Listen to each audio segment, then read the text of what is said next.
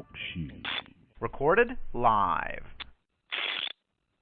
Oh, hi, it's Mike, and it's Old Religion Dystopia, and we got a terrible connection.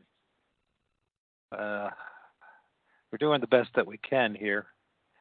But anyways, I'm with Jerry Cline, and Bigfoot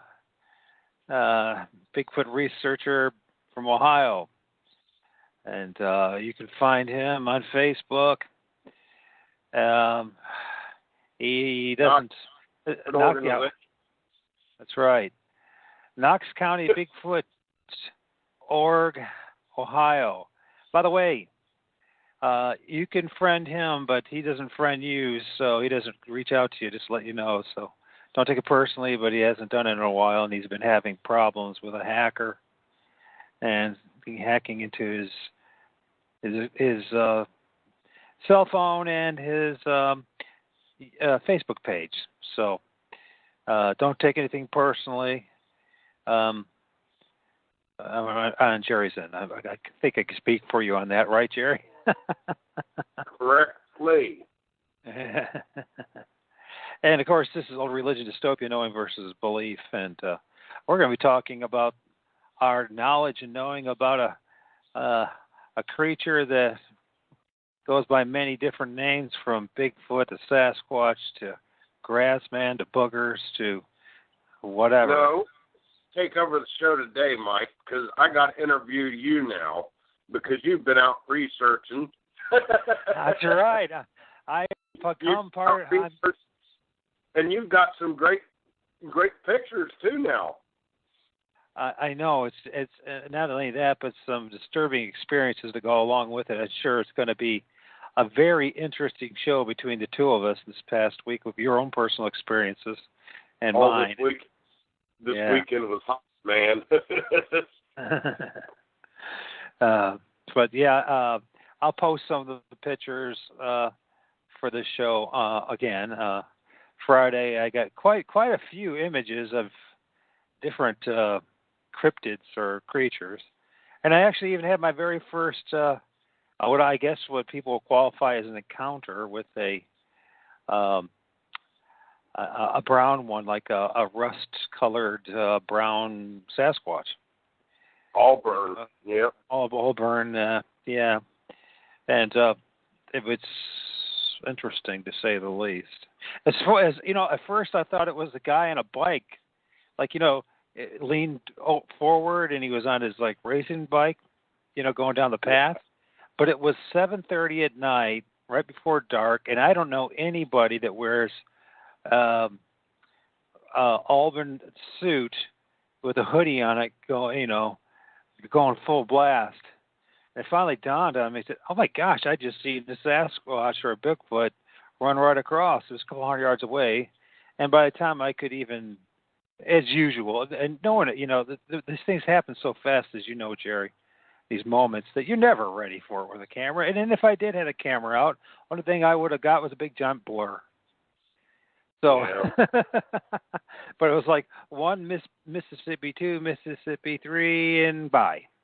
And the thing must have covered itself. It had to have covered over 50 yards in that time. And it leaning forward when I was running, so it had a traditional, the physiology of what people would consider what a Bigfoot would do, so or a Sasquatch or a booger. I don't know.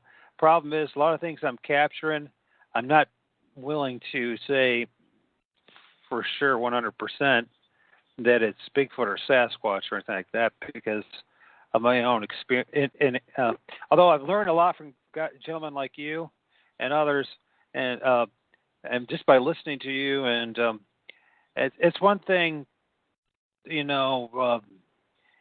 being taught by the teacher. There's another thing going out there and actually having an experience yourself. It's none of it makes much sense. None of it does to me, except that where I live, as the boys down south say, it's very boogery. It is very boogery where I live. I had zero idea. I remember being on shows and said, "Oh, I've probably never ever seen it." I mean, the BFRO doesn't have any reports from my area. You know what I mean? So. Oh yeah. But I guess that obviously doesn't mean a thing. But it was strange. Right. Friday, I end up, that's where I got the two pictures of one of that black, looks like a Bigfoot. I don't know if it's juvie or something, and then the other one that had a almost dog-like face. He felt it was kind of Bigfoot, and I'm not going to argue with that because hell, I don't know if I know. And that's just a few of the things that I captured on Friday. At the same time, somebody with license plates at FDA with the federal Food and Drug Administration is in this driving around and where my area of research. I got two groups of guys. One group of guys is one end of my area of research where there's like a hotel and all that kind of thing. Because folks, where I research, and we're going to be talking. Title this will be Urban Bigfoot, because of our experiences in the urban setting. You don't have to go all the way to Colorado, although you can certainly find very interesting things there. But you can find them right in your own, it turns out, in your own backyard if you got the right ecology and environment to go along with it.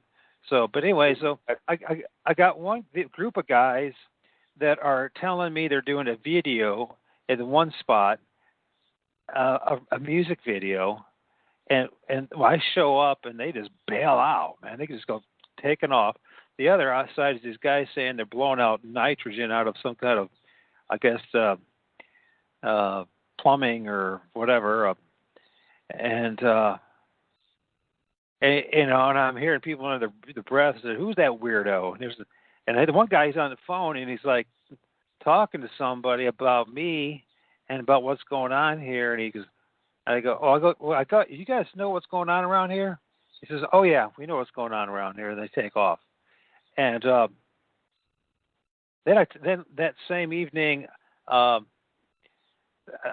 guy with 911 GZY license plate, and I'm like, "What are you doing here?" And so I stopped and asked him, "Hey, just curious, what's your license plate all about?" And he goes, "Oh, what, 411? And I go, "What?" He goes, "Oh, no, 911. And he screwed up and said 411, And I'm like, this cannot be real. It was one of those very strange evenings that I don't know how many often other people have experienced it.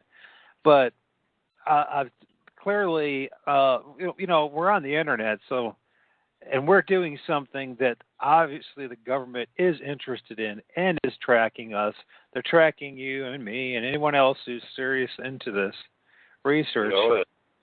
And so, the evidence I had is there are groups of people, all of a sudden in my sites, they can track you with your phone, with that chip that you have, the chip that's in the phone, your game cams, everything's got a chip in it now, so it's got to be GPS. It can be coordinated. They can find it and they can mess with it and they can do all sorts of things. So a lot of people, say, "Well, how's come my battery died and all that?" And they feel it's, strictly Bigfoot. Now it could be, but they also have the technology to drain your battery. I don't know if you knew that or not, but it is the case. And so you got a lot of going against you when it comes to this particular topic because, well, obviously, clearly to me at least, is they don't want us really talking too much about this or telling the truth, because this topic about Bigfoot research is a hell of a lot bigger than they ever told us.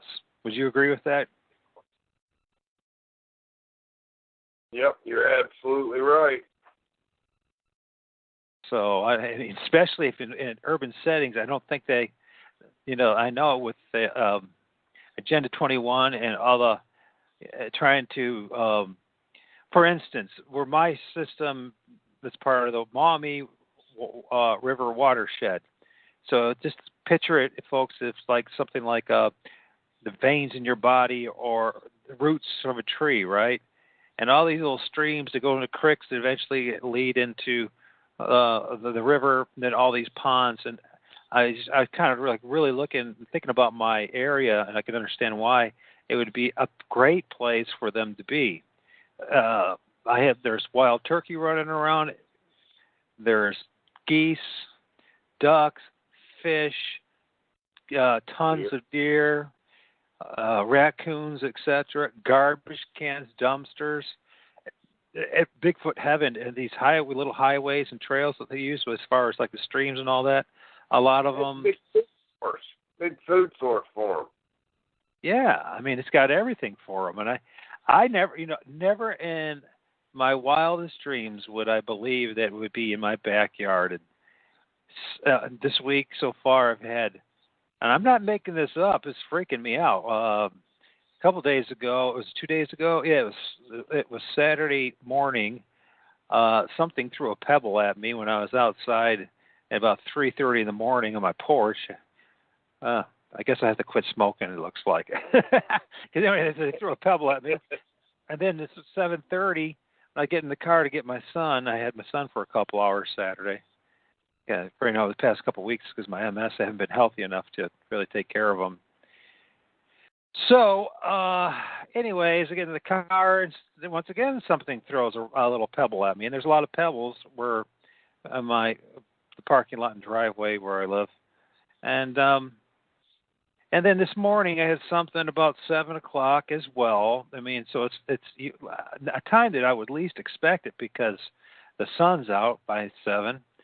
And something's rapping on in the lower window where I sleep and that. And I'm like, this is God. And it did it like 3 or 4 times. 3 times. I know for sure.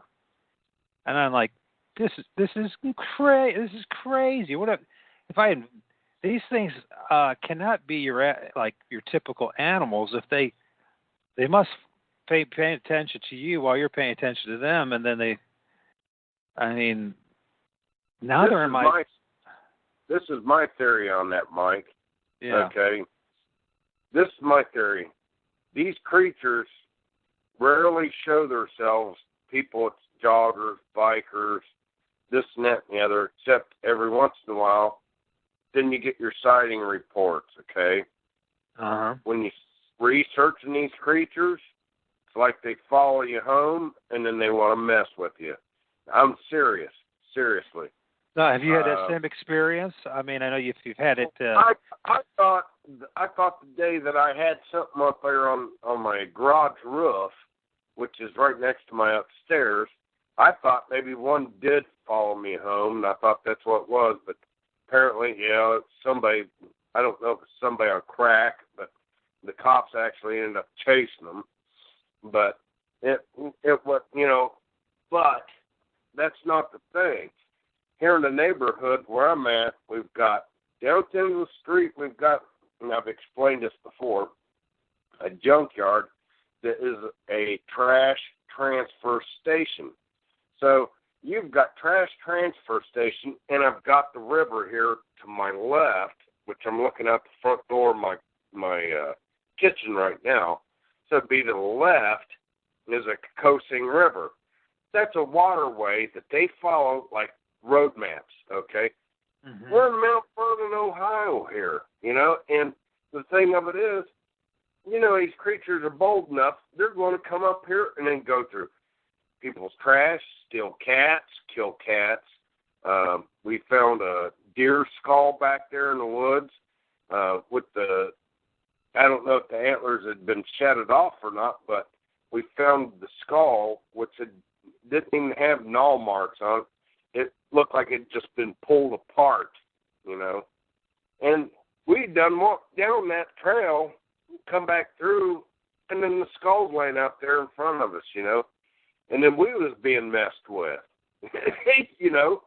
And I feel they know that when you're out there researching for them, then they know that they're going to start messing with you. And that's my honest opinion. I don't know how true it is. I'm no expert at this, and it's just like people with habituation, that do live out in the country that think they're just being nice and marbles and food to them, flutes and pies. Well, they're doing the same thing, except the habituation here as an urban Bigfoot, we're calling it now, in towns, they've got all the trash they want over here, and then they're going to go through, if they want their meat supply or whatever, they got all the cats and dogs in this neighborhood that's feral as hell. Excuse my language, as heck. But you know what I'm talking about? And that's where I think where the things are happening to you now is because you've went to these little areas now that you've went to researching them and got some good pictures and everything. I think they followed you home. Yeah, well, that's what's scary about it. And the thing is, why me? I mean, because there's other people that go there. I mean, that walk and, you know, that do go to. So the only thing I can think of is, like I say, you know, they pay attention to you more than we realize, and they must realize that they must have figured out somehow, some way that I know they're there. You know, and I've been using that strategy of taking pictures not in front of you, but like behind you to your side. You know what I mean? In other words, don't you try to avoid as much. Okay, so you see an ideal spot, you know, try to avoid eye contact as much as possible because apparently they can tell when you're looking at them, and they fade back into the, you know, foliage and whatever. So that's the reason why I think I've been getting so many images, and I did a little bit of night evening sundown research, so it was dark. I figured out there's a program you can get that you can change the brightness, and it's free, by the way, just if anyone's interested. Let me find this, what it's called. Open up, come on, don't be slow. Paint.net. If you get paint.net, it's got different like adjustments for brightness, contrast, hue, saturation, blah, blah, blah. Basically the things that guys like Bigfoot Tony and MK are doing. And it's free. It's free, and it's an app, and it's not. So anyways, the things that I've been finding in the dark are just right at dusk, some really bizarre images too. So I don't know. None of it makes any sense except that somehow there has to be some type of spiritual entities involved. And oh yeah, the other thing I happened so I woke up and it was about 4:30, and I went out once again, you know, being the smoker that I am. So I have a cigarette, and I looked to the right of me, and there's something on the ground, cross-state with two eyes bulging at me. It didn't look like a Bigfoot. It looked, I don't know what the heck. It looked like a cross between, like some type of cat or something, big cat or something. I don't know. No, I have taken a picture of something just like that from last night. I captured it by messing around with some of the saturation and the brightness, and it's come out. Scared the living daylights out of me, and I'm like, you know, power and authority, in the name of Jesus Christ, I call upon you, Heavenly Father, and Jesus to bind the demons and loosen your angels. And, you know, I was there acting pretty tough, strong. I had a couple puffs on my cigarette, and I was so scared I ran right back in the house. I'm like, sorry, God, for not having the faith, but it was so weird things are happening this week. So, and I just, I don't know if it's, you know, why is it happening? Except that it's for one thing, it's ideal. It's perfect where I live. Got a couple major golf courses, a convent, several well maintained cemeteries, stream system, waterways, creeks to go into it, and it's like a green belt that goes it's narrow though. It's extremely narrow.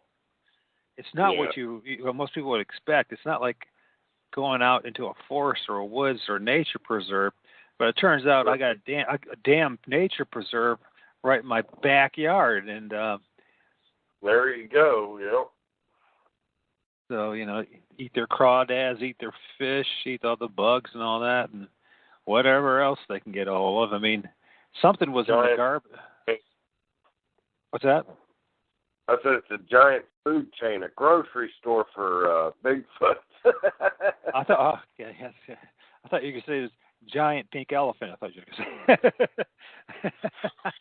say. No, it's a Walmart for Bigfoots. Really. In town there, you've got agriculture. You've got, like you said, a preserve behind your house there with the turkeys, the deer, and these creatures. That's the refrigerator right there. The only thing I haven't seen or heard that much of is about us being on their food chain. I've heard some stories, but I haven't heard no proof of it. You know what I'm saying? Yeah.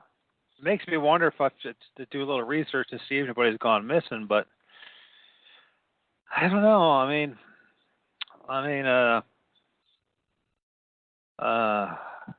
I just it can be. Oh, I know. Like today, this morning, I'm like, man, I just want to get some sleep, and your damn thing's knocking on the side of my place. And I know that's what it was. Something was knocking on it. I kept on looking, nothing there. I go back outside and look, nothing there. I'm like, son of a gun. So a little bit. And you're not a big town neither. You're in a small town, little, just a little community. Oh, I wouldn't say that. I mean, it's 20,000 people, and it's a suburb of one of the larger cities in Ohio. So, but it's right adjacent to all sorts of things, like you said, farm fields and these ditches. You know what they've done? A lot of them they've just kind of let overgrow. Right. Yep. And so, like these little creeks that go into the stream, or little streams that go into the creek, or whatever you want to call it. I mean, it's like right now it's perfect. It's like you could literally, it's like walking in a tunnel. It literally is, and they're deep, relatively speaking. So, I mean, when you're looking down, you're looking 15, 20 feet, up to 50 feet down into it. So, they got corridors everywhere, and bogs. They can walk around you, be down in them, just like here out to our gold camp there. We've got those, on the river. You got islands there, but you've got those corridors that's cutting in the back side of those islands. Those creatures can walk right through there, see everything that we're doing out there as far as gold prospecting, camping, this and that and the other. But we can't see them because they're in that corridor that is so deep. You could have a 14-footer standing out there, and he could be crouched down just enough. You'll never see him out there. But he's seeing you. You know what I'm saying? And I know where you're coming from with the deeper, water drain offs that you're talking about. Right. I mean, it's perfect for them because they have so they can like ambush anything that comes by because they're down low and they're fast, so they can hide below there. Plus, then they got the culverts and everything else. But I'm okay. It'd be cool if maybe there's a residential Bigfoot, but what I'm discovering, there's a whole bunch of things living in those woods that just don't fit the paradigm of that most. When they talk about the 4 types and all that. Right. More than 4 types in my neighborhood. At least it looks that way. Maybe I'm wrong. But it's really bizarre. So the past couple of weeks, especially last week, I've just... and I think probably it also has something to do... Well, I don't know, but I would assume because the time of year is warm still. It's the end of summer, beginning of fall hunting season, etc. It's time to load up, and you know what I mean. Yeah. Get a little bit of extra body fat. So but that's what I think they're more active this time of year than they are through the whole summer. From the end of August all through September, that they ramp up. Now, like out to the Gold Claim campground where I've been doing my research with me and Scott and Tim the past 2 or 3 weeks before our camp out there this weekend, which was for the gold.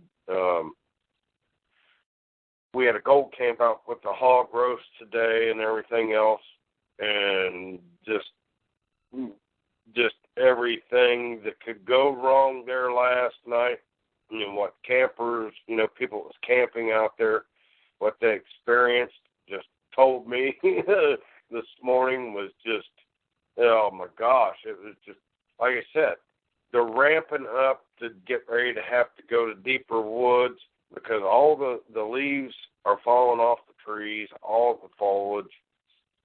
That they lose their cover, so they've got to go to deeper woods, which in the wintertime, that's when you see a lot of researchers end up going back to the deeper woods during the wintertime. That's either in southern states and stuff because it's not as cold. Up here, especially if we start getting the snow and stuff, who wants to trek out there 4 miles in the middle of nowhere, and snowshoe in, and there's a lot of researchers that do not do that. And I used to, when I bought timber for a living when I lived in Michigan, I had to. It was my job. I had to strap on the snowshoes and go back up in there just to mark trees and to get us ready to harvest the trees out of there, And, but back then, I was not looking for these creatures.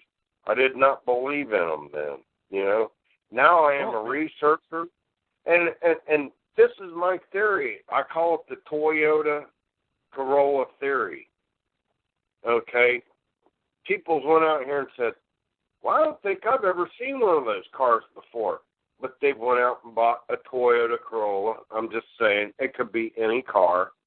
Once you buy that car with that color, you're going 2 weeks later telling all your friends, going, I seen that same color car and the same thing, and here I thought I was the only one that had that, But right. Then they're seeing it all the time then. That's my Toyota Corolla theory. Yeah, well, I think it makes sense. I think it's, once you, it's, things are, a lot of things are hidden in plain sight. And until you understand the meaning and there's symbology behind it, or, that they're there, then, why would you be looking for something that you didn't know existed, really? So, but, this what's strange to me is, well, I don't believe in coincidences. So all these whole things that led to this moment, this time. So, and I know we got at least another 4 or 5 days of warm weather. I don't know if it's necessarily Indian summer, but it feels like it. So, yeah. I mean, I found all the weird creatures that I found. I mean. And I know it's not pareidolia. They don't match up what pareidolia is. So, you've seen some of the images, and so. Well, anyways, there were 3 you sent me today, out of the 3 there, I could make out part of 2 of them, but the one there's one you can actually see the cone-shaped head, the eyes, the head. You got a really good picture on that one. That one just stood right out. And then when you send me on Messenger, I could blow them way up. It's not like it's on Facebook or anything. it limits me to blow up anything on Facebook. But if somebody sends it to me on Messenger or something else, then I can blow it way up on my phone or plug my phone into my computer, and I can still blow it up even more. And I got looking at that this morning. I was like, wow. I said, now, he's got a good picture right there because you can see the eyes, nose, the cone-shaped head to it. To me, it didn't look like a doggish man looking.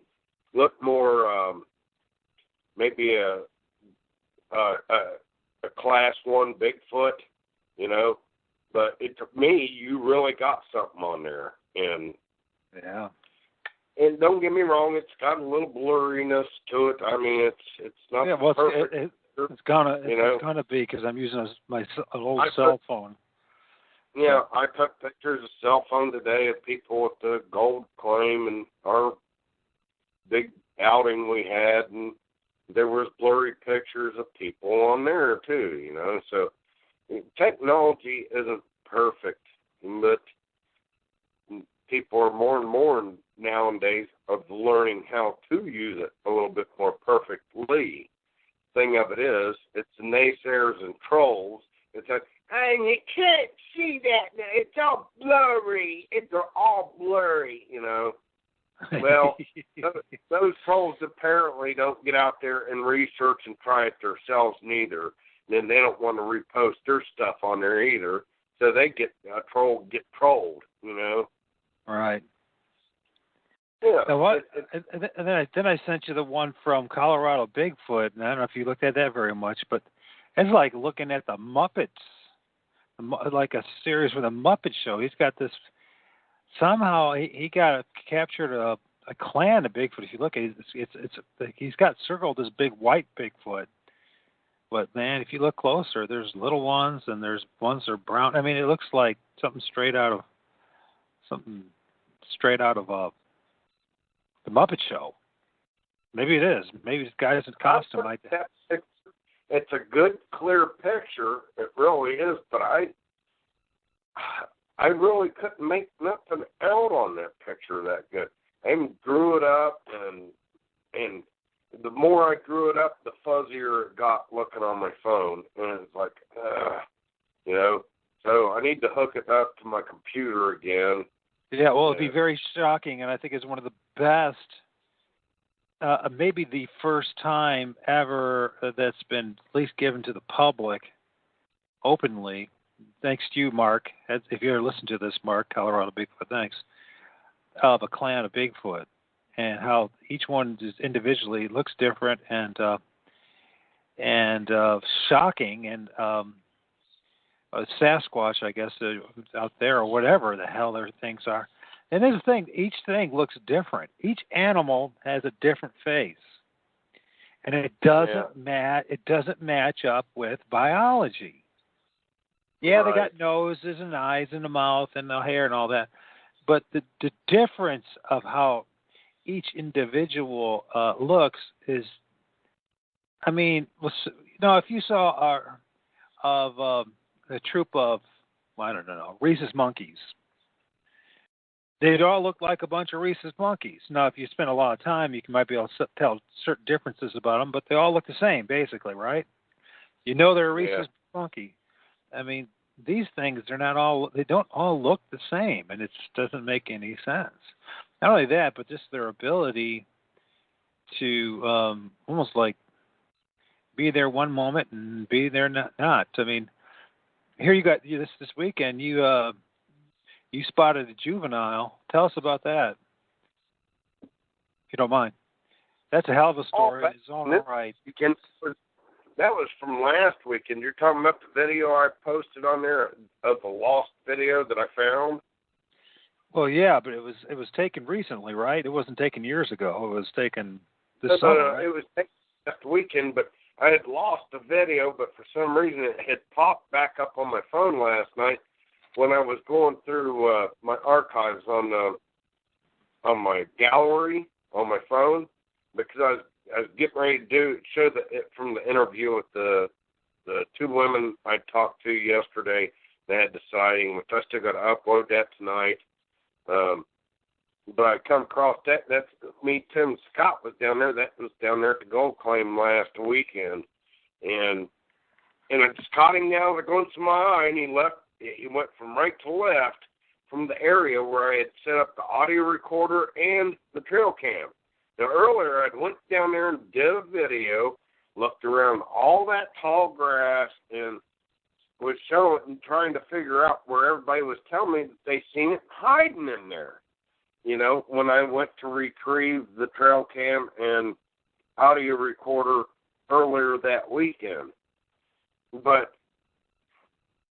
apparently there's a ditch line back in there. That was the same thing me and you was just talking about. This creature is using those ditch lines. It must come up there, was observing us, and then I caught it running off. What did I took off after him? But I found a nice. What when you saw him, was it just like a blur or what? Could you tell any of his features at all? Color? All right, backside. That was it. His backside, and he was heading towards the river. So he either got in the river, swam under the water. There's a log jam there, and all I could get was a duck that was swimming down through there. But I had Scott was coming down the river at me, and Tim was behind me, was trying to flank it on both sides. And I hollered at Scott. I might have turned the phone off then, but I hollered at Scott. He was down on the river bank. I asked him, I said, did you see anything cross? He said, no. I said, Scott, be up here under the bank then, somewhere right up in here, because I could hear it. So that duck just don't take off, you know, unless there's something there, you know. But anyhow, as I'm going back through there, I fell down a huge hole, and I got back up, then I doubled back around the same way that he went out. Now I ended up finding a footprint.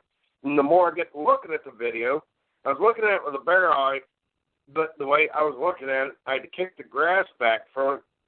It's sandy soil there, but there's actually 5 toes there and not 3. And I said 3 toes, and there was actually there.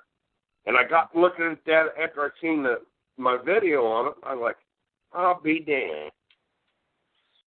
I'll be damned. So all I got was the pad of the foot with the toes. So that next morning we was going to go back there and recast that because none of us brought any casting powder with us. I forgot. I didn't bring my backpack or anything. So the next morning I was going to go back out there, and we started getting a downpour of rain here. Then it just stopped. You can see the steam coming off the road from where it's so hot here. And I was like, well, that print is destroyed. No sense even going back out there and trying to cast it. So, you know, you got weather and factor into that. You either do or you don't, you know. You either go prepared or you don't go prepared. That day we went out there and, you know, we'd been hitting different areas.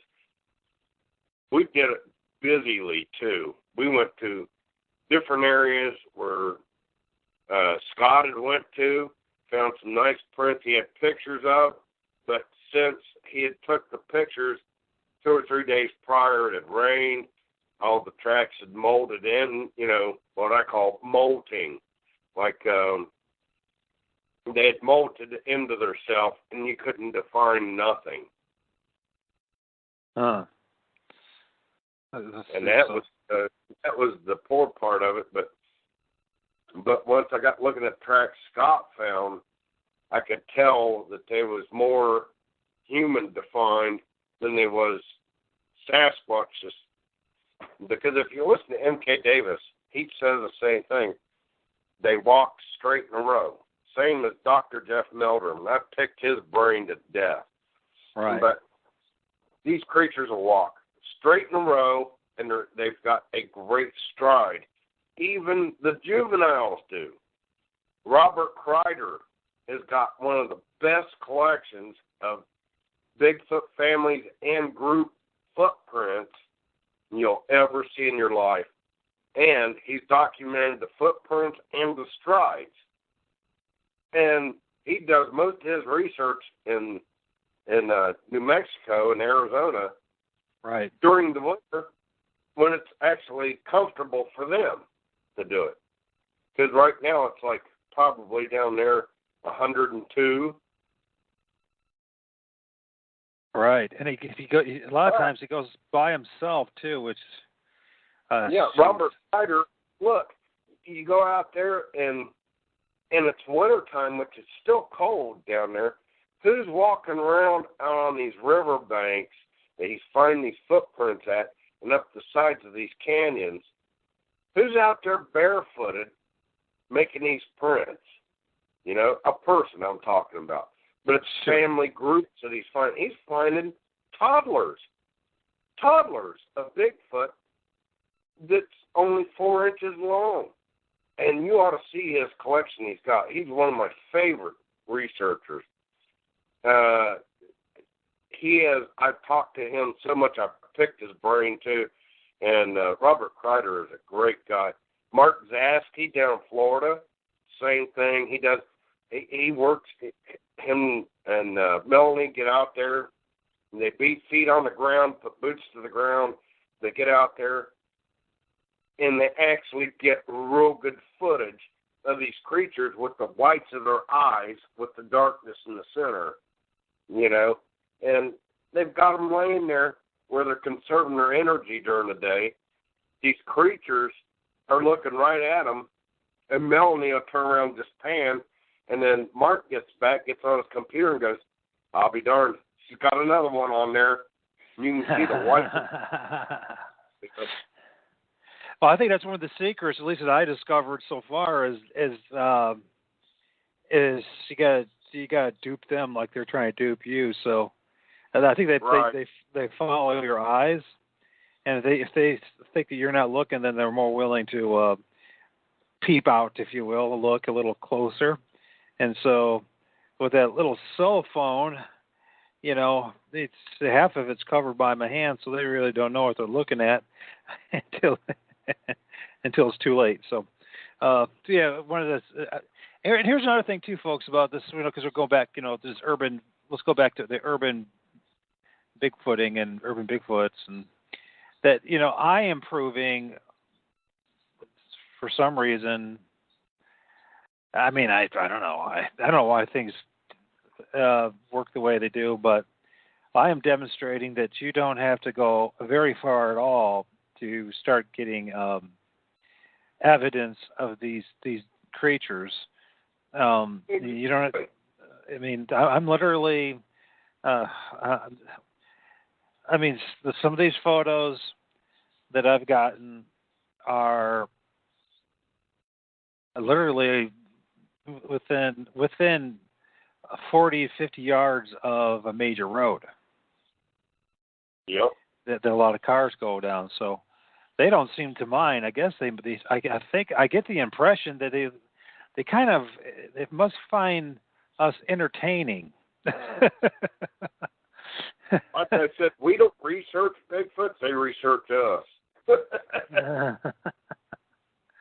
So here I am. You know, if it wasn't for a gentleman like you and MK, I wouldn't even got any of these pictures. I even just tried it, and it didn't. If I put all together the amount of time that I've done researching a field, so this is why I don't know if I'm really qualified to be in the group, I guess, or part of the but I guess I am too, because I'm getting that evidence. But it wasn't like I spent a hell of a lot of time doing this. I mean, we put it all together and talking about 3-4 hours. It was more time, really, anything just looking through the pictures than the actual investigation. But I'm going to go to a different area this time in the evening. And, well, it's rather disturbing how actually close these things are to populations, schools, and et cetera. You hear about this, and Yep. I don't know. There's one thing the environment that I have right now. You know how it is. It's hard for where we're at. It's hard to. I mean, you can get prints, but it's not as easy as people think it is. Or they get the impression that it is because of either the ground's too hard, or there's too many rocks, there's too much foliage, there's too much leaves in the ground. So it's just so many things going against you to find to get those. But a good print, yeah. But the thing is, the tree structures, they're there too. But our tree structures aren't like what the things out west and what other people are talking about. It's a lot more subtle. I don't know if you noticed that. They have them, but they're not as like wow. I mean, although I did find a huge tree structure for my area the very first minute I did it, and I'm not making that up. The very first minute, me and my son walked out and went in the woods. But what I'm noticing, a lot of this, they do things are a little more subtle there. Maybe it's just because of the type of timber and woods that we have. So right. I don't know, man. But all I know is really bizarre, and I never expected any of this. And I sure hope I'm not going crazy. You ever feel like you're going crazy? Like, what the hell?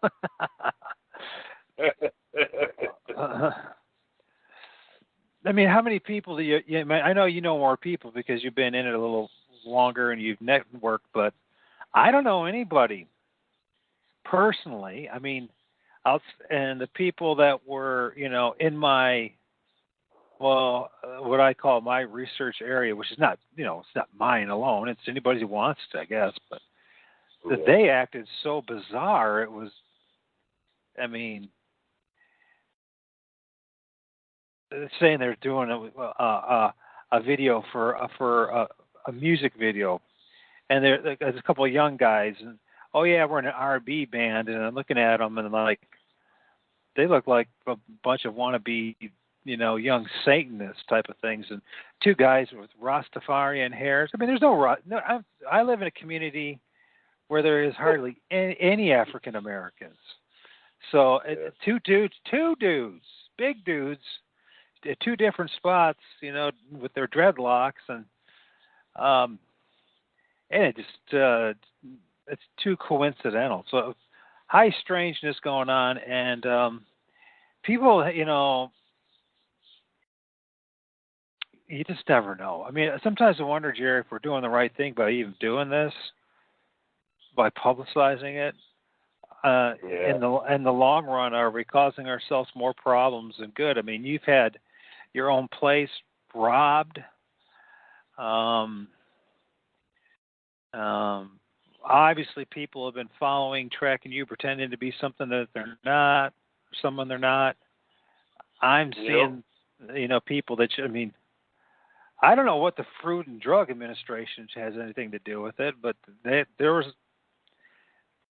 maybe there was just having a late visit, but I don't think so.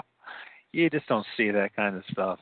Why would the old man, the very first thing you say, and screw up and say 411 instead of 911? Yeah. You know what I mean? Because obviously he knows about Polding's work, and who knows? I would not be surprised if the officials already know about it, and I wouldn't be surprised if they allow certain pockets of these clans or these animals to cohabitate side by side with humans as a way of researching them. Because if I can find them as easy as I did, they have to know it. Yeah. It's just impossible. It's just an improbability. The odds against them not knowing about it are so slim that I would probably have a better chance winning the lottery than them not knowing what's going on. And I'm just saying specifically in my own area and community. So, just researchers are not. They're not people that's losing their freaking mind. Put it that way. I think they're very credible, sane people that are credible researchers. Okay.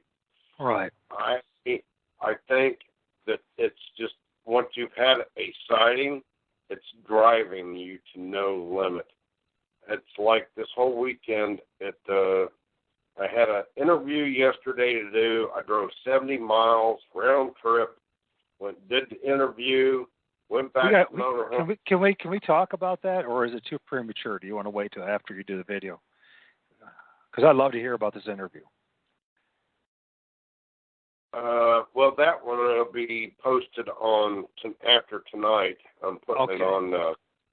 Yeah, but the interview, we can slide that aside. But things that happened at the campground after I got home, got the generator going. Me and the neighbor did.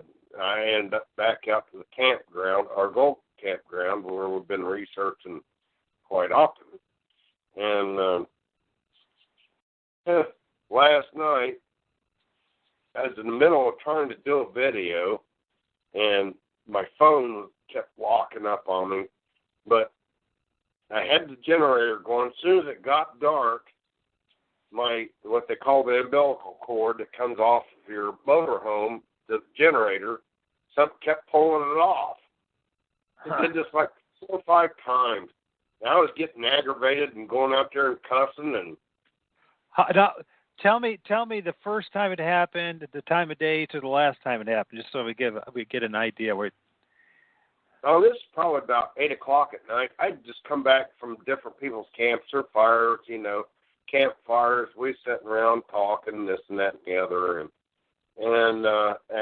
I had campers that was down there earlier this week that's been there gold prospecting that they got rocks thrown in the river at them. They got growls at night when they were sitting around their fires. Now this is this weekend you're talking about. Yeah, but I mean they was there before the weekend of the hog roast. Right. And before today, I should say, but they got there like Wednesday and stuff. But anyhow,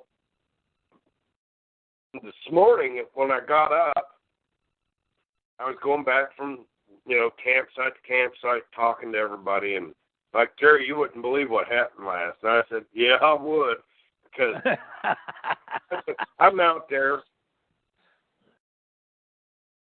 I said I'm out there juggling around with no flashlight last night, and I said, I've got something pulling my damn cord off of my generator. Then I got to plug it back in. I finally tightened the cord around the generator to hold it in place. Then still unplugged it, and I leaned the gas can against it so it wouldn't come off. And the gas can was completely empty. But I leaned it against the cord, wedged it up against there, because I got one of those things on the back of my motorhome that I have it strapped down to. It's a carrier. It slides into your receiver on your hitch. So anyhow, it kept getting unplugged. And then my air conditioning go off. So I had to go back out there again. I had to turn the little flashlight thing on my phone and go back out there. Then something grabbed my pant leg, pulled my leg around, and I was so mad at the time that I was just like, I turned around and I went, quit, like that. And I heard, like that. I went, okay. I'm going back in the motorhome. Took one step back in the motorhome, plug come unplugged again. And you got to be kidding me. Just went on all night. That's funny. So you say quit. I went down to the next camper this morning when I got up. It was up around the corner from me, and he said, Jerry, he said, we heard some kind of chatter last night. And he said it sounded like kids. And I said, well, nobody here's got kids. He said, I know. He said, I shined my light down through there, down the river. There was no kayaks, no canoes, no nothing. But he said, when I shined across the river, he said, I got growled at. And I, oh, okay. So I got down to the very end and was talking to, I'm not going to say their names. I don't want to put their names out here. But anyhow, it was a couple gold prospectors. They had a great big motor home there. She said she wanted to set out last night till midnight, or midnight or 1, something like that. So she'd see the alignment of the planets. She had her little telescope out there and everything. I guess Yes. in line last night. And she said this thing kept growling from her that was clear on the other side of camp. So there was all kind of activity there last night. And it was like, yeah, I know. That's bizarre. That's just amazing. I said, yeah, they kept pulling the cord back off my generator all night long. They didn't know how to shut it off, but they kept pulling the cord off of it. And finally, I went to bed and just left the generator running. They had pulled it out, and the air conditioner was shut off. But it was cool enough in there because it was cooling down at night last night, you know. But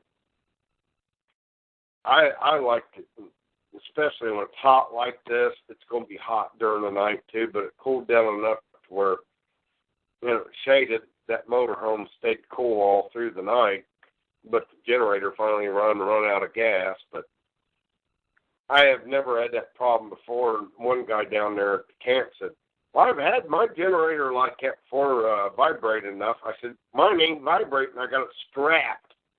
It's strapped to that carrier that's on the back of that motorhome, and it does not move, you know. And I said, yeah, okay. If that's doing that, you know, how in the hell could that cord vibrate out of there, especially when that gas can wedged against it, you know? And the gas can's laying on the ground, so is the cord. It had been unwrapped from around the you know.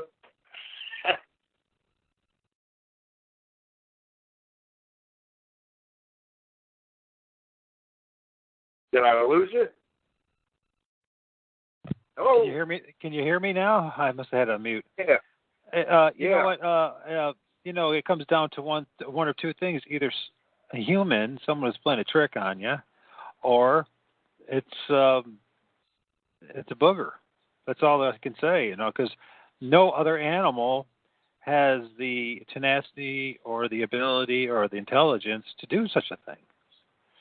So, the people in camp would not prank me. And the next morning, I know these are really good people, and I know there was a few there that was drinking, you know, but... Yeah, but why would they waste their time screwing with why you? Why would they you know? do that? Yeah, exactly. That's what I'm saying, you know. And I've mentioned this 100 times, you know, on different things. When you're camping, you're out there to relax, enjoy yourself, have fun. But nobody was pranking me because everybody, different camps, was telling me a different but almost similar story about the growls at them, you know. I haven't had the growl yet. I have not had the growl yet, but you know, after the past 48 hours, I believe you, dude, my friend, because you know, knocking on the frickin' window and throwing little pebbles at me, and you know, it's what else can it be? I mean, it's either that or there's some kind of spiritual entities of some sort, and they're playing tricks with us, and that could be the case too. But I don't know. I mean, what I really, it's baffling beyond belief what we're experiencing. It's for me, and it's because I'm just a rookie, and but I don't know. I mean, you've been doing it a little bit longer. I mean, it's still baffling, isn't it? Well, since I've had my first sighting, I've been just driven to get out there and research these creatures, but I know they're researching us. Yeah, but I think it's like big boy exploration. You know, when I was a kid or a child, you know, I was catching snakes, turtles, crayfish, fish. Now it's Bigfoot. It's moved up to Bigfoot. Exactly. You get a kick out of it for a while and then you get bored of it. But for some reason, I am not getting bored of it. I drive down the road. Once I get in the country, I look at every freaking woods I'm going down through, driving down the road, and I got to watch the road because I'm looking up in woods all the time, waiting to see a huge figure standing there, And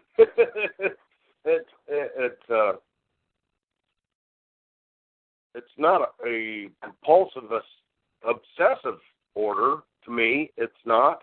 It's just you're curious. Your curiosity is getting the best of you, but it's when you get back home and you go, oh, okay, I didn't see nothing today. That's kind of good. It's kind of a relief. It's funny. They said, the definition. Sorry, I can't speak that good. I told everybody I had a stroke back in '91. But anyhow, the definition of insanity is doing the same thing over and over and over and over, but not getting any results. Okay, what researchers do out there, I believe, because when I was in college, I took a little bit of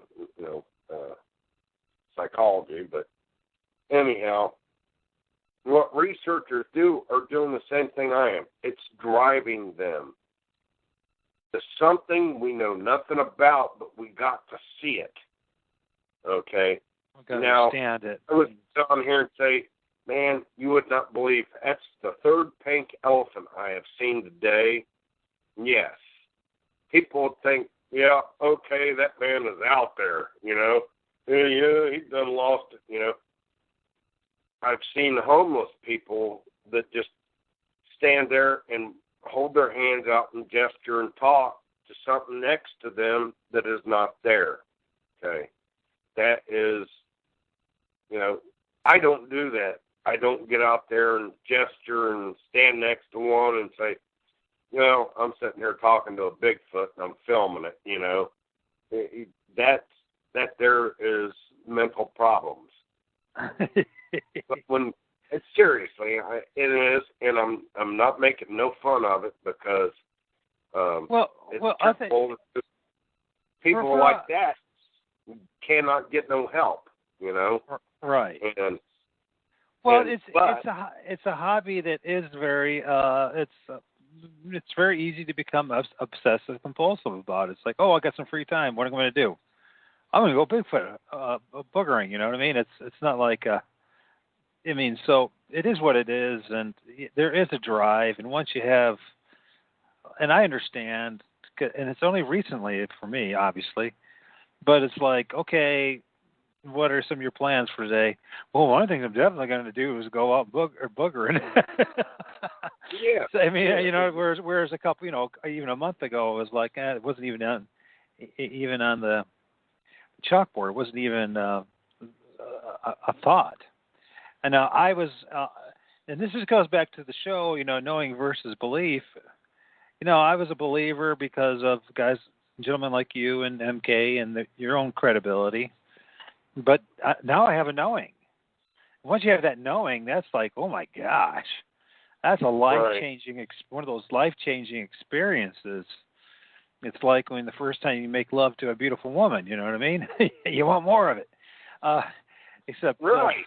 Exactly, Except it's probably not as good as making love to a beautiful woman. But anyways, it is what it is, and it's you want to know more and more. You want to know what the hell is going on because it doesn't add up to all the traditional paradigms when it comes to biology, zoology, and anthropology, all the sciences. It just falls apart.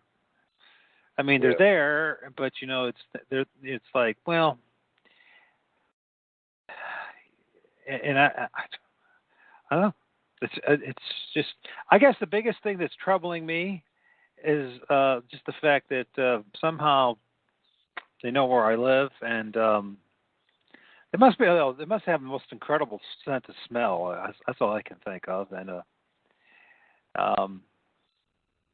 at least the biological creatures. I mean, if they're biological creatures, what else can it be? I mean, it's not like, I'm seeing them follow me in my car home. So, what else could it be? And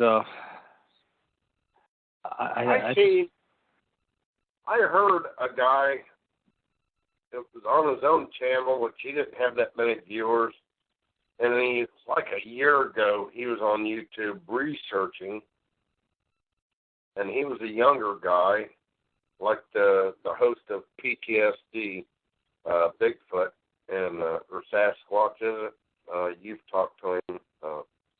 Anyhow, this was a younger man that was out researching because he had had a sighting, but he had to drive. He was somewhere out west, and he had to drive miles and miles and miles, and to get back up into the place where he was going was back up in the mountains.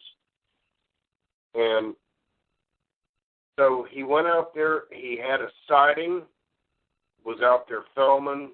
He didn't get to film the creature. He had a sighting, scared him to death. He had a rifle with him. He got in his vehicle, drove all the way back home, and then once he's back home, he's in an urban house. He's not out in the country. He's in a town, and everything weird starts happening around his house. Okay. Now, he told his story on there that he had been followed home. I don't really think that these creatures follow you home for, 80 frickin' miles that you want to research. I just think these creatures know what you're doing, especially looking out in your backyard and this and that and the other.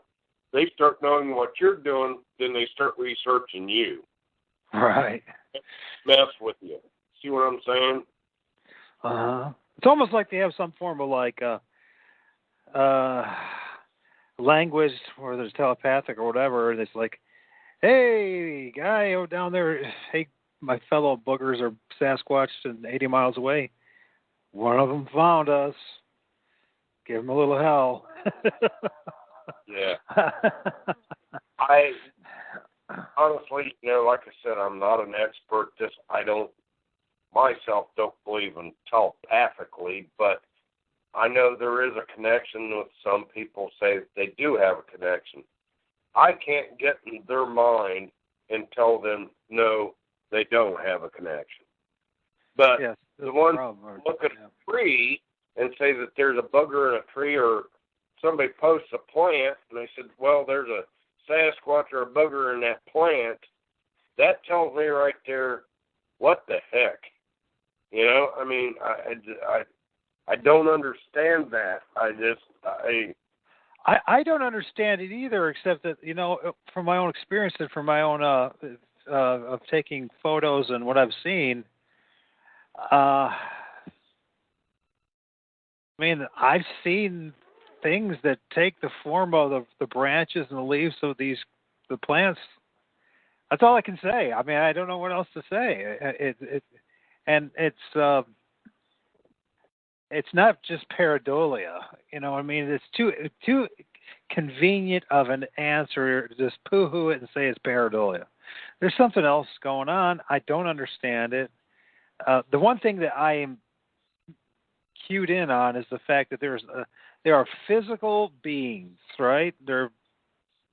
And we catch them on camera and etc. But then there's also obviously there's a supernatural, spiritual side of things, and it's really not that far-fetched. If you're someone who believes in God, then you already have a belief in the supernatural to begin with. So, right. What are these things? Are these fallen angels, or these demons, or what? I don't know anything. I mean, the problem is, we're like well, we were never taught properly what these things actually are and what's going on. You get little glimpses and pieces from Indian folklore and that kind of thing, or European folklore, but none of it's just storytelling. It's not really imparting good information, except the fact that other people have had experiences with them. So we're in a great dilemma, and it's a very fascinating. The field of research is much more fascinating and interesting than we were ever told. I mean, when something grabs you, Jerry, and you can't find it, you don't see it, you don't see a trace of it running away, what the hell do you call that? I mean, what else? I'm asking you the question because I know you've had this experience a couple times now. It's Hey, what it grabbed my leg is I actually kind of seen it run off. Sorry about that. I was at the sink there getting me had a water bottle sitting here, and I was refilling water bottles from the sink because my bag of water is out in the truck. So right. Yeah. Trying to rehydrate from being damn hot. But anyhow, the one that grabbed my pant leg that was out there, I think was just laying there, in the shade. And I was more focused on my phone filming than I was to what was laying right next to me. But you could hear it. You could, and dang it was so quick. Well, These creatures are so fast, and they are. Well, you think they would have to be if they are predators, which we believe them to be, and with evidence that that people have found. So for them, especially if you think about the fact all the different types of prey that they have, that they would have to be actually faster than their prey. So it makes sense. So if you see how fast a bird takes off, and if it eats birds, well, then it's going to have to be the equivalent or a little faster to catch them, or a rodent, or whatever it may be. So yeah, that makes sense. Well, Dr. Jeff Meldrum told me, he said, you got to figure the strength of a gorilla is probably 5 times more than the strength of a bodybuilder, okay? Especially when you can see a gorilla, which a chimpanzee is part of the gorilla family. And look at what a chimpanzee did to that woman, pulled her whole face off, pulled her hands off, and did it with ease. Okay, imagine from a chimp to a gorilla having that kind of strength. Then Jeff Meldrum told me, he said, okay, now look at the strength of a Sasquatch, Booger, Bigfoot, whatever we want to call them. And he said the same thing. I'm no expert. But he said, now just think of 10 times the strength of a gorilla. We're talking like silverback gorilla. And there is documentation. You can get on there and look where people get out there in the Congo and go with them where they'll run up, and a male silverback grabs this woman's pant leg and then he lets go and runs off. But that's his dominance. But you take a silverback gorilla and take a creature that we're observing out there has got 10 times the strength than a silverback gorilla. And all they want to do is pull your pant leg or mess with you and this, and that, and the other. Rock your camper trailer like they did mine that time. They could have peeled it open, I'm not saying they growled at me, they did this and that. I'm not saying that they're... But why is there so many people coming up missing? There's even people coming up missing out of small towns and communities, it's not just park services. I know we're in society, people do come up missing, could be because of drugs or this and that and other communities. But who knows to know, like, we got this river system running right through our town right now. And how many creatures is out there that could be right here in our own community, urbanized, you know? Right. And at night, you know, when they're most active, we're sleeping. So, you know, the odds of us even having an interaction with them is very, very, very, very low. I mean, the average person, even in a small community, you know, 3 in the morning is usually not going to be going outside to go for a walk. You know, they're going to, or even to go to their porch and have a cigarette like me. They're going to, you know, they got to rest for work for the next day or et cetera. So it's there's a whole other world. There's a dark world. And, you know, one of the things it does remind me of is the Bible, sorry, but when it talks about Genesis 1, you know, before the sun and the moon and the stars were created, light was created, and that the world that we live in was covered in darkness. And many people feel that they're talking about a spiritual darkness, or and it's in other words, good and bad. But it also could be the same thing. You know, like these creatures, they thrive in the dark. They don't necessarily thrive in daylight. They are all active, you know, once the sun goes down, pretty much. And so, you know, there's a whole other world out there that we just have not experienced. It's one of those things too. Who wants to be out there anyway? Especially if you know them, like you said, at nighttime. I mean, you're totally now you're in their domain, and you're outgunned. And if they want to take off with you, they're going to do it. There's nothing you're going to do about it. You know what I mean? Unless you have enough guns. Every report that I've ever heard of, not from mine, but this is from everybody else that's researching, that's got the research groups like BFRO, SOSPI group here in Ohio, my group, Knox County Bigfoot Organization. Every tale of everybody's sighting that ever had them up close. Now, there was a guy that's in the SOSPI group. He's a very good guy, incredible guy. That's how he got into being with SOSPI, is because in Coshocton County is not far from Knox County. It's the next county over. It's connected, but it's a line.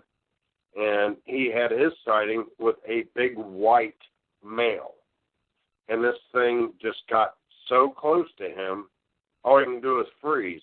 But he could see the darkness in its eyes, okay? You look at a deer.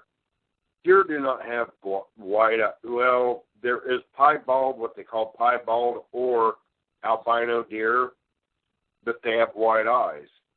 But right. I think white Bigfoots are the same as us. When they get old, they turn gray, you know. And me had one there. He called a white one, but when you're so old, your hair actually turns white, not gray. It'll actually turn real white. You know, the older you get, you know. Right. And he figures this one here was probably just pushed out of the group and just wanted to mess with him, but this one was huge. He was talking this one was over 10 to 11 foot tall. And this is the one, he went up the trail, and it disappeared, come back out, and it stood at the side of the trail, and he said he just put his head down, walked by it, and its hair was draped over its eyes, but he could look in there to its eyes, and they said its eyes was so black, okay? So a black eye, that tells you right there that creature is better looking at you or anything else at night, and it's got the illuminated retina. So when people, hit them with the light and stuff, that their eyes will glow, but they won't glow all the time, just when, you're illuminating them with a light. Right. But this guy, he went up to his vehicle. He sat there. He walked right by this creature, 2 feet from it, on the trail, got in his vehicle, sat there, and was so shaken up he was in shock. And this guy is actually a registered RN. And he didn't know what to do. And he sat there holding on to the steering wheel, and he said he held on to it so tight that his fingernails had dug into his hands. And he said it felt like 5 minutes that he had been sitting there, and then finally, like, he woke up and then realized he was in shelter. His vehicle was shelter to him. He woke up and looked at his phone and looked at the time. He had been there 4 hours. 4 hours holding on to that steering wheel in shock. But every tale that I've ever heard, I've never heard of a green, a blue-eyed. Now, I've heard of them illuminating green. I've heard of illuminating red. Deer do the same thing. Some illuminate yellow on deer at night. 'Cause up in Michigan, we spotlighted deer up there. It's legal to. You just can't have a gun in the vehicle, and you've got a time limit up to 11 o'clock at night. And then you're done. You're not allowed to spotlight anymore. Right. But deer do the same thing. They will have red eyes, clear eyes, which is just a clear illumination, or they'll have yellow eyes. I think these creatures do the same thing. And they're definitely not going to get in your grill, as Wes for sure, like one of these things. I mean, the deer, they're going to just go, even in the dark, they're not going to come up to you. You know what I mean? They're like, oh, there's a human being. Yep. Let's forget about that. So, I mean, how many creatures do we know of that even have the behavior of even coming up to a human being any time of the day? Right. Not too many. I mean, only like I can think of as a hungry predator or what we call Bigfoot, Sasquatch. So, and I guess if you're 11 foot tall, and your strength of 5 gorillas, I guess there's not much you really need to fear. Yeah. And it's there is researchers that go out there at night and like Finding Bigfoot hasn't found Bigfoot yet. The show. Well, yeah, but that's so deceitful. You know that's just like if I can find it as fast as I do, and I'm nobody, they can too. And so for them not to be finding them, it's deliberate. It just has to be. It's deliberate, and you can say it's just about entertainment. Property, it probably hasn't had a sighting, but they said that they had a sighting or this, or they're not actually going to the same sighting somebody did have. You know what I'm saying? They're going out there just to produce a show. They're out there at night.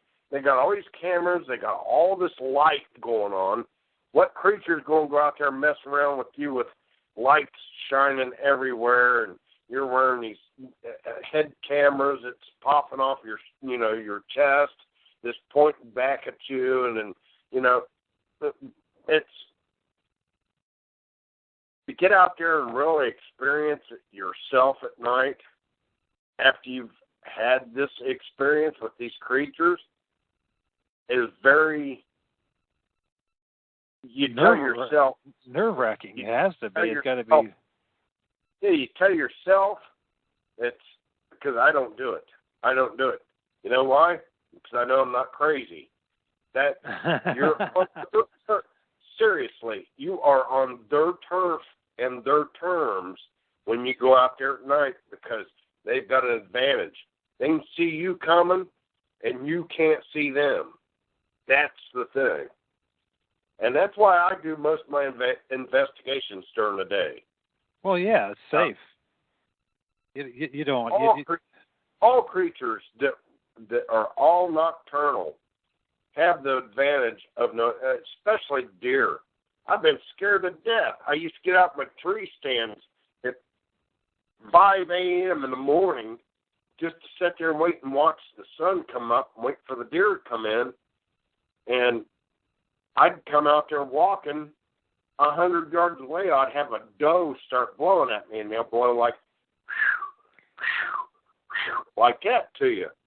And it will scare the crap out of you, you know? And I'm like, oh, it's just a doe. She's blowing at me, or a buck.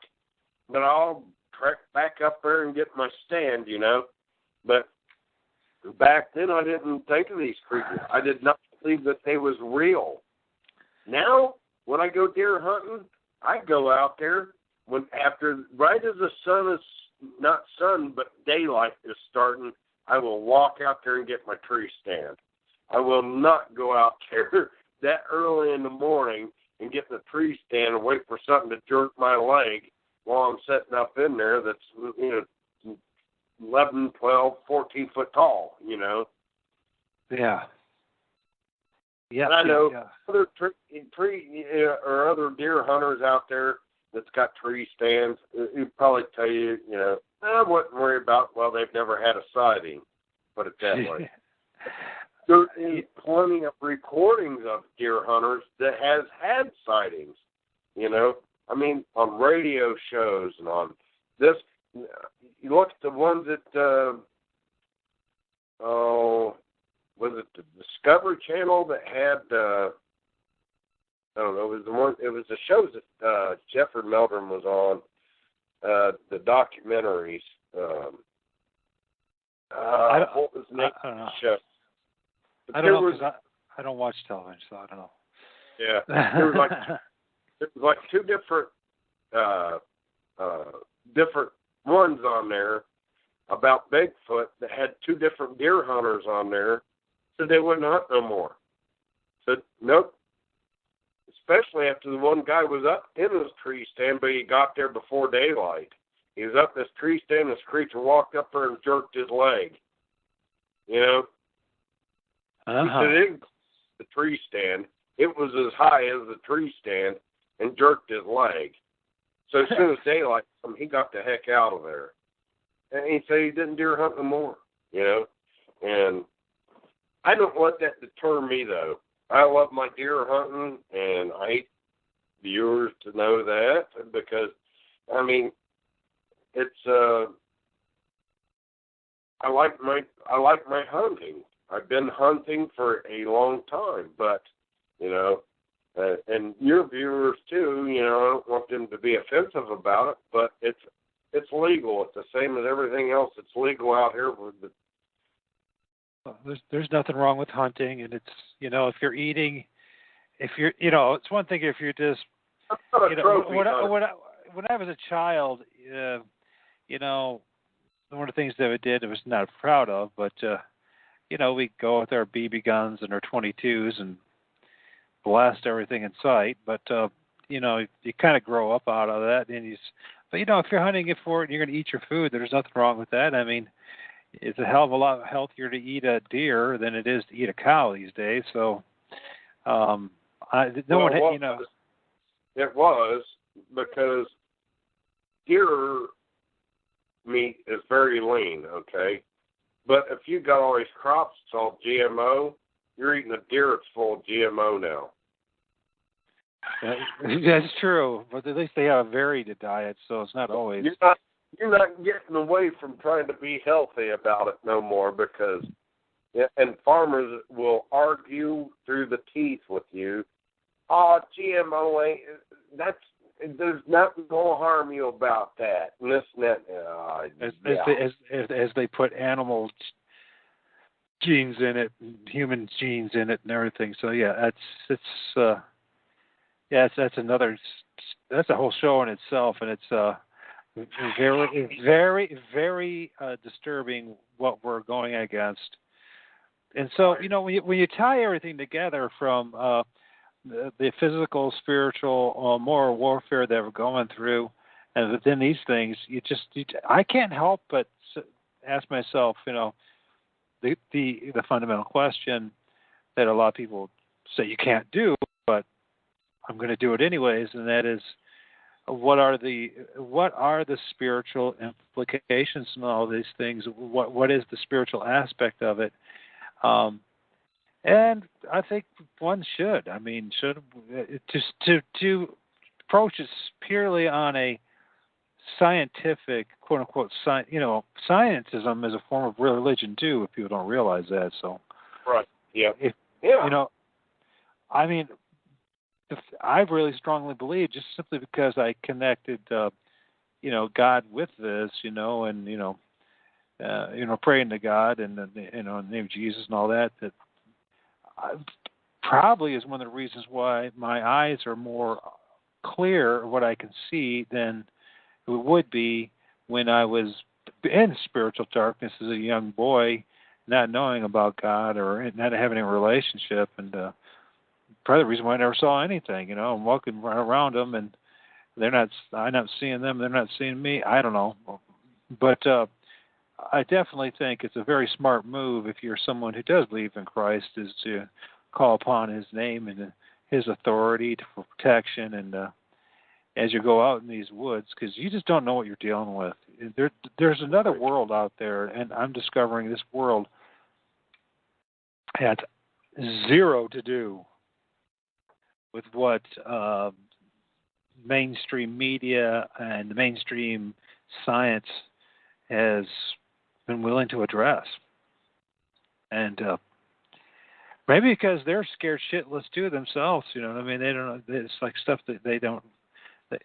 But then again, it's like many things. I wouldn't be surprised that many people have actually probably come to God through the interactions with these things, simply because of it does. Okay, say they're not even spiritual beings. Regardless of that, there is something spiritual that happens to you when you finally realize that the world's a lot bigger than you're ever told, and that God's a lot bigger than we were ever told. And so, I don't know, man. Well, first of all, this has been an excellent show, I think. I think people will enjoy it. Once again, we could title it Urban Bigfooting, or Urban Sasquatch, or I'm not sure, but it has urban will be in it. But the fact is, folks, if you want... for Doug Randall's sake, let's do a tribute to him. We'll call it Urban Boogers. How's that? Okay, Urban Boogers. That's a great idea. Yeah, and I guess the point being is, folks, if you really want to, this is a good time of year to do it too, it looks like. If you want to have an experience, you don't have to climb, a mile-high mountain, or have to go 80 miles away to have it. There's a good chance you can have it in your own community, which is disturbing in its own right, to say the least. I mean, there was comfort in believing, in fantasizing, dreaming that. Not in my backyard, but 80 miles away, 100 miles. Okay, that's okay. In the forest, that's okay. But in my backyard, in my neighborhood, in my town, that's a little disconcerting. And as you know, Jerry, and it really, if anything, has got to open up your eyes to the point of realizing that things are a lot more truly bizarre, more bizarre than we've been wanting to admit, and all the drugs in the world can't give you the kind of the experience that I've had in the past couple of weeks. I mean, I didn't need the drugs to have this experience and things I'm seeing. My next video I'm going to do is the images I've captured at dusk and at night, and if people want to call it pareidolia, okay, I don't care. But there's something else. There's things going on at night. Maybe those old myths and those old fairy tales about things that bump in the night and boogers is more real than we've ever realized. Yeah, that actually started off. Watch the things that bump at night. We'll tuck you in so the bed bugs don't bite. And there's a lot of truth to that. Yeah. Well, you always have some good old saying to say to folks before we end. What do you have to say to folks? Okay, squatch on. And a wolf, booger on. That's right, booger. Hey, well, stay on. I'm just going to end the recording, okay?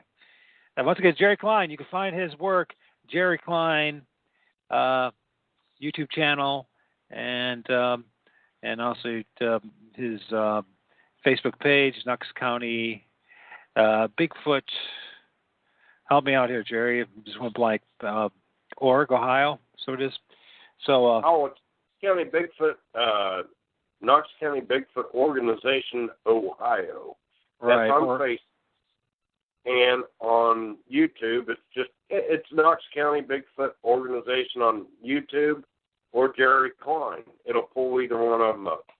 Yeah, but with Jerry Cline, make sure that you put Bigfoot next to it because there are other Jerry Clines out there, and you'll find them right away if you put Bigfoot next to his name. So. Do I own the rest too? I don't know, but I don't know. I think there's more than one Jerry Cline. So. Said M.K. Davis was looking him up once and said I did the same thing too. I'd seen an M.K. Davis restaurant or a smokehouse or something down in Texas or somewhere down there. I was like, okay. So yeah. So check out Jerry's YouTube channel. It's growing at a nice pace. I think that he has a nice approach to how he's doing it. He's sharing his life and his research with you, and he's got the type of personality for it. So I like seeing how the pace of subscribers, and as Jerry says, he's a freebie, so I would take advantage of it. I think you're going to learn a lot about the subject, more than you'll realize. And once again, this is Old Religion Dystopia, Knowing versus Believe, and hopefully me and Jerry will be doing another show soon. And just a couple of researchers from Ohio. And but if we can find them, you can find them too. And with that, I'll end the record.